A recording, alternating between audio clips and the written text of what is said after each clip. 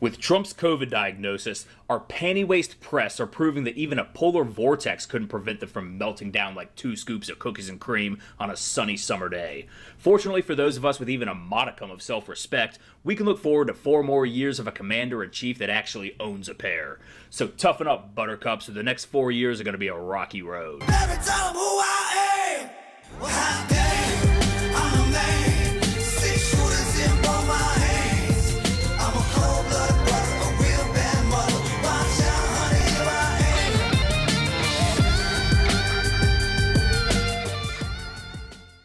am. Donald Trump is out of the hospital and back in the White House.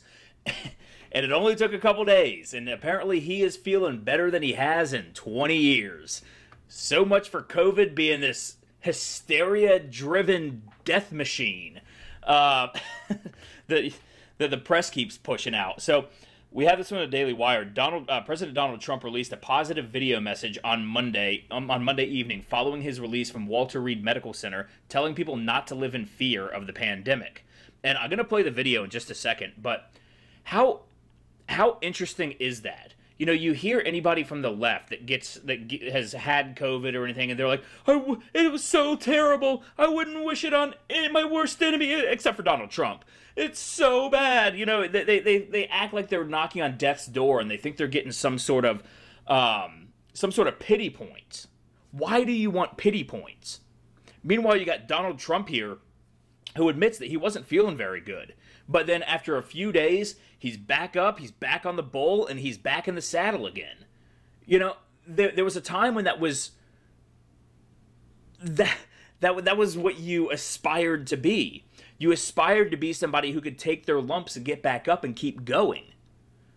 But we don't have that in our culture today, and most of it is driven by this media that goes into hysterics, and there's an utter lack of masculine energy in it. It's so disturbing. But we have this video here from Trump, and I'm going to play it because it's better for me to play it than to just read the transcript of it.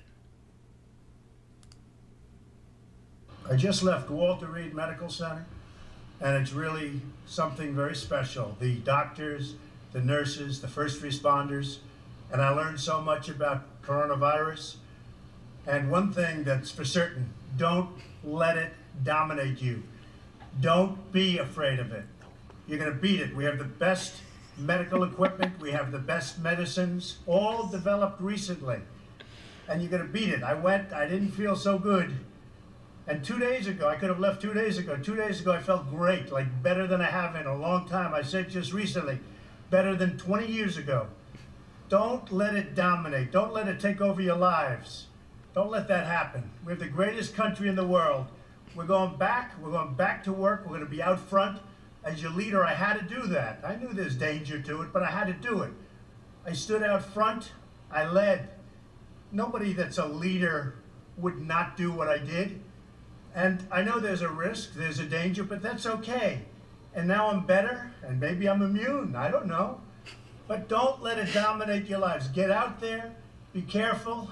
We have the best medicines in the world, and it all happened very shortly, and they're all getting approved, and the vaccines are coming momentarily.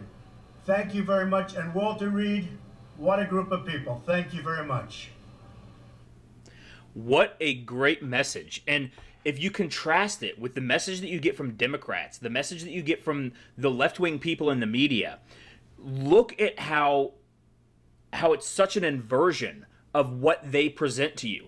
They tell you to live in fear. They tell you to be scared to go out of your house. They tell you that if you're going to be killing grandma, and it's absolutely disgusting. Why they would want people to live in such fear, why they would want to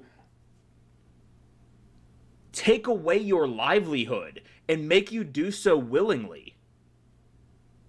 We got Donald Trump here giving a message. Don't let this dominate your life. You know, as a people, we have value to our life, and it's not just the fact that our heart is ticking. It's what we do with our life and what we provide to the world, what we're able to make of our lives. But if we are all the time locked down in fear of some virus that Sure, it's killed 200,000 people, but it's affected millions. And I don't even think it has killed 200,000 people. Apparently it's like 6% of that. It's killed a few thousand people. And they want us to all cower in fear over this. Where we have Donald Trump, this is what a leader does. A leader does not tell you to run and hide. A leader tells you to stand up and be strong and continue to pursue your purpose in life. But you won't get that from the left. You won't get that from Democrats. To them, they are your purpose. You are a tool to consolidate their power so that they can run the show. And you can sit back and live a passive life where things are just handed to you, where you don't have to go out and persevere. You don't have to struggle. You don't have to battle. You don't have to fight. But iron sharpens iron. And I guess the opposite is true as well. Donald Trump, he was proving his toughness. He was saying, I wasn't feeling well, but here I am. I'm feeling good. We've got the medicine. We've got the stuff. It's working. And contrast that with like what we're hearing from Joe Biden. Like listen to Joe Biden at an earlier talk today. Because the American public, the blinders have been taken off. They've all of a sudden seen a hell of a lot clearer. They've seen, geez, the reason I was able to stay sequestered in my home is because some black woman was able to stack the grocery shelf. What? What? So you sit there and say, the reason I was able to stay sequestered in my home, as if staying sequestered in your home is a benefit to you, as if it is a positive thing for you to put everything that your life was, to just throw it all away and stay in your home because you're scared of a bug. You're scared of a virus. And then that the only reason you were able to do that was because some black woman was able to stock the grocery shelf? First of all, what the hell does a black woman have to do with any of this? People of all races and backgrounds and whatever work grocery stores. I mean, what does that have to do with anything? And then he went on to continue.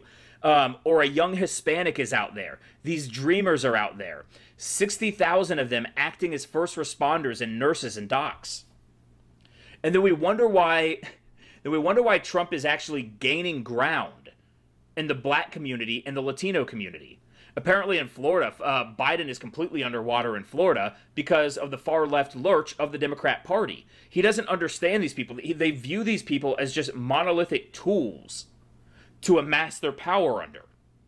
They don't understand that the black and Latino culture tends to actually be considerably more conservative, actually probably more conservative than the white culture, which makes it absolutely flabbergasting how they voted for Democrats for so damn long.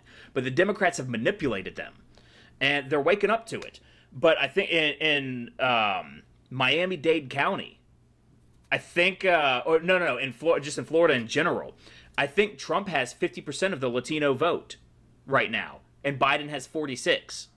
Trump is flat out beating him in Florida from the Latino vote, and that was always a reliable demographic for the Democrats. But I think a lot of this comes down to the fact that, the Latino culture is very masculine. They have what's called machismo, and we know the black community masculinity is very important for them as well. And you have this left that is pushing this utter weakness. And then you have Trump here giving this message. Do not be afraid. Go out and live your life. Go out and pursue your purpose. Do not live in fear. And Biden is here saying that you are privileged because you got to hide away in your home for months on end. I'm here in California. I've been stuck in this apartment for months now, and it's driving me mad. I can't go out and do anything. But, now we have, you got to wonder the polls are starting to change. Not that we can depend on the polls anyways, because they don't know how to actually run a decent poll. But we have here from Breitbart that Donald Trump now leads Biden in national popular vote. So President Donald Trump now leads Democratic presidential candidate Joe Biden in the national popular vote by 1 point, according to Sunday Express/Democracy Institute poll released on Sunday. The poll found that 46% of likely voters nationwide support Trump, while 45% Joe Biden. And it goes on to say that the poll of 1,500 likely voters was conducted between September 30th and October 2nd and has a margin of error of 2.5%, which means the results indicate a statistical tie between Trump and Biden. The poll surveyed voters in the wake of the first presidential debate between Trump and Biden on September 29th. Trump announced that he tested positive for the Chinese coronavirus in the early hours of Friday, October 2nd, the last day of the poll. With 4 weeks and 2 days until the November 3rd, 2020 general election, the poll results provide encouraging news for the Trump campaign after the announcement early Friday that the president had coronavirus and was being hospitalized at Walter Reed Hospital. But back to the whole idea that what the Democrats and the media pump out is just weak, absolute weakness. We have this from the Daily Wire, and this is one of the most insane things I've ever heard. CBS White House reporter says that he felt safer reporting in North Korea than he does at the White House because of the COVID outbreak. Because of a disease with a 99.95% survival rate for people under the age of, I think, 55. And the person who said this is under the age of 55. There's no self-respect for these people. And it really is funny to see the contrast between someone like Donald Trump, who actually has a sense of male masculinity. He has a sense of masculinity. He has a sense of purpose, a sense of pride. Meanwhile, you have these people that are crying. I mean, absolutely saying that he feels safer in North Korea, where literally you say the wrong thing, they throw you in a labor camp for the rest of your life where they starve you to death. And he is saying that he felt safer there than in the White House press room because a few people had coronavirus. What happened to stoicism? What happened to the ability to let the world wash over you and you stand tall and you stand strong and you stand proud? These people have no pride. I mean, I don't mean pride in the self-righteous sense, is what you see in a lot of the left, where they celebrate Pride, Pride Month and all that kind of stuff. But I mean a sense of self-respect. I introduced a friend of mine to the show Hell on Wheels the other day. It's one of my all-time favorite shows, and it went 5 seasons without a whole lot of fanfare. But if you haven't seen it, it's really great. It's about the westward expansion and the building of the Transcontinental Railroad after the Civil War. And the main character, Cullen Bohannon, he is this tough, gritty, take no shit, lead from the front kind of dude. And I was watching this show with my friend, and I was telling her, I was like, man, Cullen Bohannon, that is the man that every man wishes he was, And apparently that's not true, I mean, he's one of those gritty, just does what it takes, does the hard work, all that. And, a lot of us, we've been softened by our culture as well. And at least we're aware of that. But we still look at somebody like that and says, damn, yeah, I wish I could be that. I want to be that. That inspires me.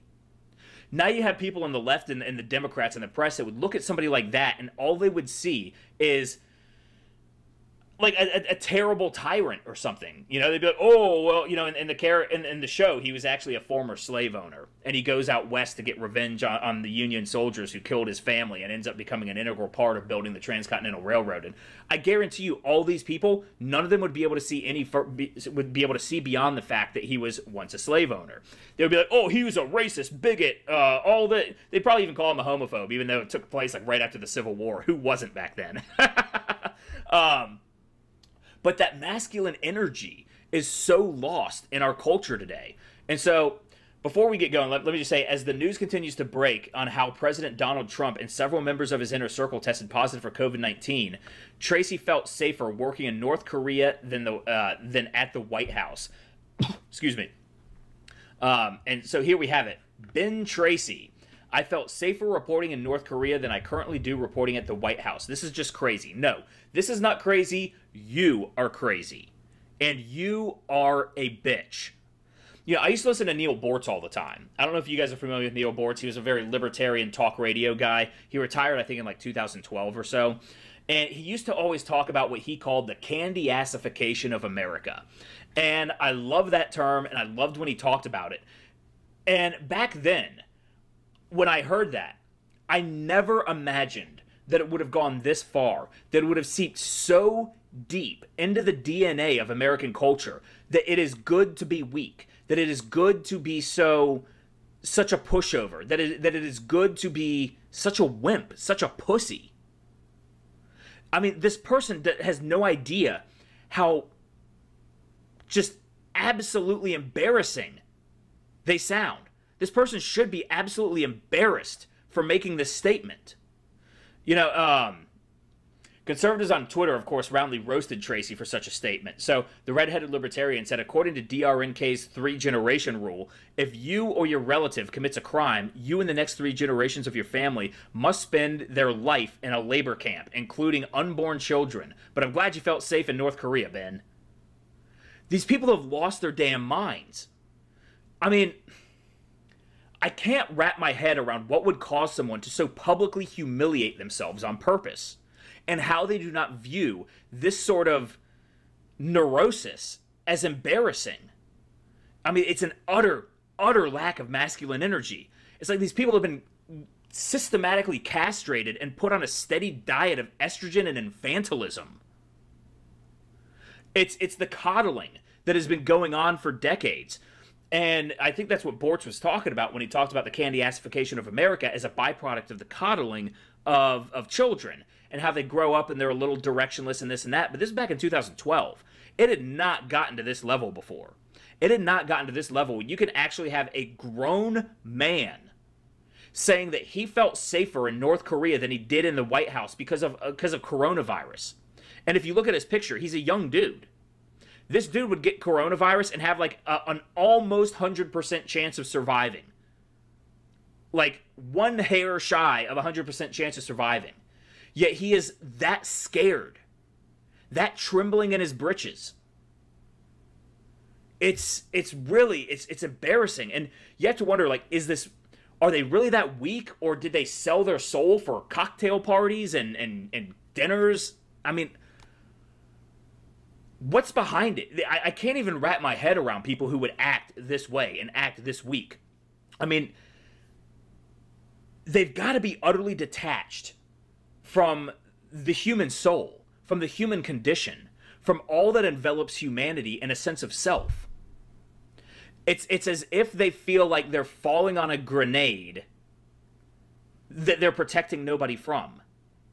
I don't know if that's a good way of saying it. It's really difficult to come up with ways to actually try to make sense out of these people. But I mean, I can tell you right now that if I ever broke down and said some shit like that, I would wake up the next morning, I would likely quit my job in shame, I'd delete all my social media, and I'd go out and move to the middle of nowhere and find some job where no one would ever hear my name again, and hope, cross my fingers and pray that the people in the town didn't know who I was. Because this is just embarrassing. I mean, this is shameful. So Cambry here, it's funny how he's actually got a lot of women calling him out for this. He goes, trust me, the public would gladly see you guys leave the White House. Overdramatic professional pitch fitters. You can leave. No one will cry. Yeah. No one would miss you, buddy. No one would miss you or this namby-pamby energy that you bring to the American culture. We're a culture of frontiersmen. We're a country of, rugged individualists. And that, I mean, at least we used to be. At least we used to be. But then people wonder why people like Donald Trump. Because he still represents that. He still represents America for what it was intended to be, for what we grew up on, for what we were founded upon.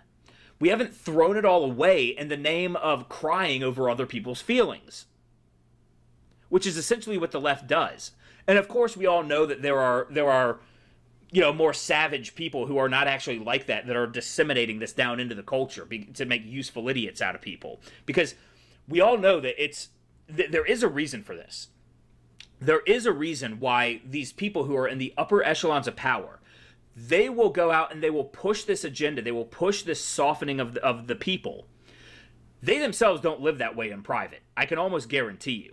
They are cutthroats in private. But they fear an American people that has the brass to stand up for themselves. A weak people is a malleable people, is a controllable people. They don't have to worry about a nation of cowards rising up against them. I mean, I guess ironically, but I guess you get to the Antifa people and they're emboldened by the narrative. That's the thing, is they kind of are these weak cowards, but they're emboldened and protected by this establishment. So they feel like they're never going to get any comeuppance. That's why you see whenever somebody like the Proud Boys comes up and steps up to Antifa, somebody that actually has some masculine energy, all of a sudden it's, no, you're oppressing me, you're oppressing me. It's like, no, you're out here attacking people. So they really are still truly cowards. You could be a coward and still be violent. In fact, I would say that most people who are violent likely are cowards, especially who go out and attack people unprovoked, who go out and burn down businesses of people that they don't know, who did nothing to them. Those people are cowards. But, it's through their cowardice that the people who are up top can now embolden them and control them and get them to go out and do these things on their behalf, do their bidding for them. Bring America to its knees is the agenda. And they're using these cowards, these weak-willed people, to go out and create that havoc that they think will do it. But we've got militias are rising like crazy, gun sales are through the roof. The American right is not going to take this much longer. We're sitting here biding our time until the election. I can't tell you what's going to happen after the election. I can't tell, because first of all, we don't know how the election is going to go. I mean, I think that if the Democrats weren't stealing the election, then Trump would win it in a landslide. He'd win all 57 states, to quote Barack Obama. But we don't know to what extent they are cheating. We know they are. We've seen the Project Veritas video of Ilhan Omar and the ballot harvesting program going on in Minneapolis. We've seen people throwing away Trump votes, found in ditches. We've seen boxes of mail just dumped in parking lots that likely contain mail-in ballots. We've seen this stuff all over. So if Trump doesn't win, who's going to buy it? Who's going to buy it? Because the American people, the true-blooded Americans, and this is white people, black people, Latinos, Hispanics, all of them.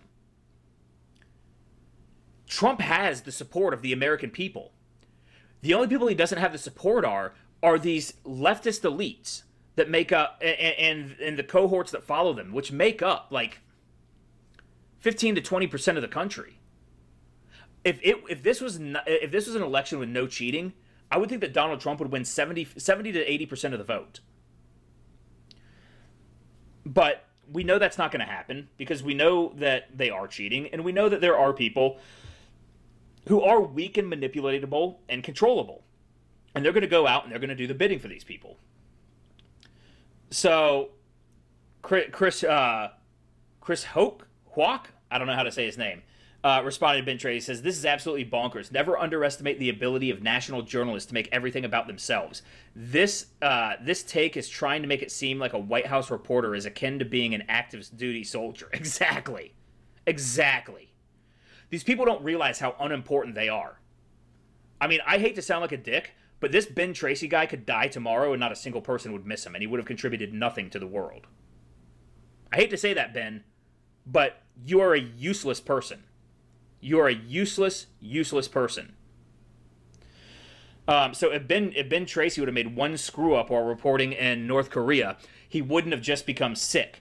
He would have likely been tortured a la the late Otto Warmbier or worse. Yeah, and Harmeet Dillon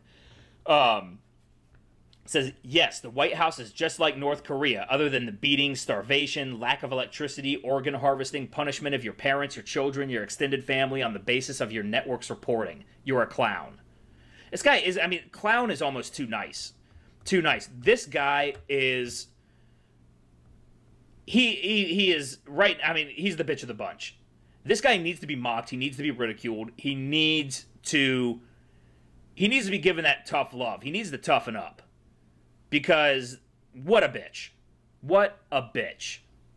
Anyways, guys, that's the video. If you like this video, go ahead and hit that thumbs up button. Like this video. Does help with the algorithms. Also, subscribe to the channel. Hit that notification bell. You'll never know that I actually put videos out, because we all know it's voices like mine that are taken out back and old yellered by the folks at Big Tech. Speaking of those Big Tech platforms, if you want to follow me on them, on Facebook, Twitter, Instagram, and Parler at Ram Thorburn. Also on mindsandpilled.net at Ram Thorburn. And if you're interested in contributing to the channel, there are links to my Subscribestar, Patreon, and PayPal down in the description below. Anyways, guys, thank you very much for watching, and I hope you have a wonderful day.